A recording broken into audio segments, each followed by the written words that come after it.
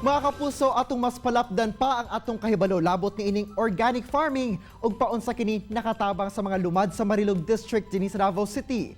Kana atong sayron kauban si Rodelio Carmelo Dalisay.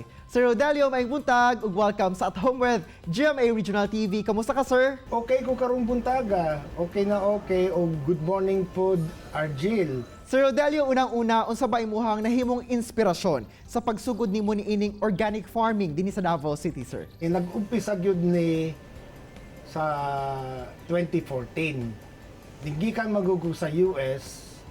Pagbalik na ko dire mga 2006, nakita na ako na nag-improve na gyud kaayo ang Davao. Murag naging urbanize siya.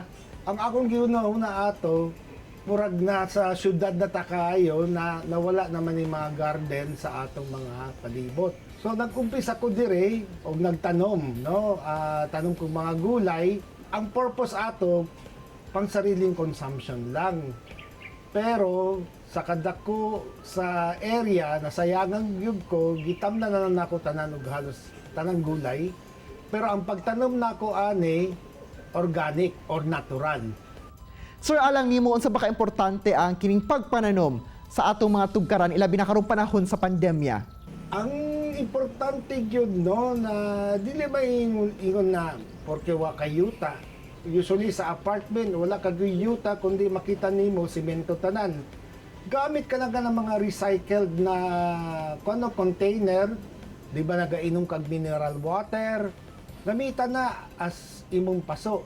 Kay kana pwede nimo tamdan og mga gulay. Og sir, among nasayran nga imuhang pagkahilig sa organic farming, aduna sab kay namugna nga advokasya. Pwede ba nimo ning ma-share sa mo, sir? Sa una sa Rotary Club of Pag-asa Davao, nagatabang man gyud mi dito sa mga tinatawag natong mga lumad. Ginatabangan sila, naghahatag mig pagkaon, pero at that time naman sila'y High School of Agriculture. Gitabangan ako sila, then almost every week nusakan ako dito. Then nakita na sa mga pamilya, sa mga bataa, na nainganyo sila, no? Nainganyo sila na butanon pod. Nag-volunteer na lang ko sa ila, na matabangan sila, naghahatag ko silang mga seeds, o di lang paghatag og seeds, ginatabangan po nako sila, ginatudluan kung usag yun ang natural na way na pagtanom tag mga gulay. Nag-umpisa sa isa ka pamilya, karon na ko yung mga 7 ka pamilya na ginatabangan, og sila ang ginatawag na ako growers, no? Sila nagtanom ani mga gulay na akong kailangan sa restaurant o kailangan sa akong mga kliyente diri sa Davao, o sa pagtanom nila ginapalit na ako ang gulay sa ila para matabangan pud sila sa ilang mga daily income, no? Sir, with your years of experience no sa organic farming, unsa ba imuhang gina-look forward sa organic farming industry? Na ang pinaka-importante gyud no sa organic farming o aning klaseng negosyo, kung gusto gyud mo muunlad, ayaw lang sarili mong intindihon. Dapat intindihan po nimo ang ubang tao. Lalo na itong mga nagtatrabaho sa imo, ang na-envision na ako na in the future, maging independent sila para sila makagenerate sa ilang sariling income o again, makatabang sa ubang miyembro sa komunidad.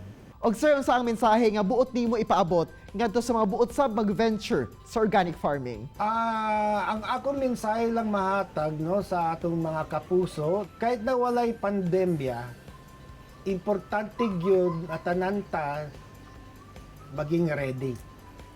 Kay wala ta kahibalo kung unsa may tabo ugma. Kung andam ta, kung natay garden, maski magtanong ta sa mga recycled plastic, nakaandam na ta, kung usa may mahitabo the following day, di na ta kaayo maging concerned kung asa ta mangitag og pagkaon. Alright, dahil salamat sa imong inspirasyon na gihatag Sir Melo ug unta magparayon ang lig-on nga dedikasyon nimo nga motabang sa mga kapusong Mindanawan pinaagi sa organic farming. Salamat kay Sir. Daghang pong salamat, Jill. Kini ang At Home with GMA Regional TV.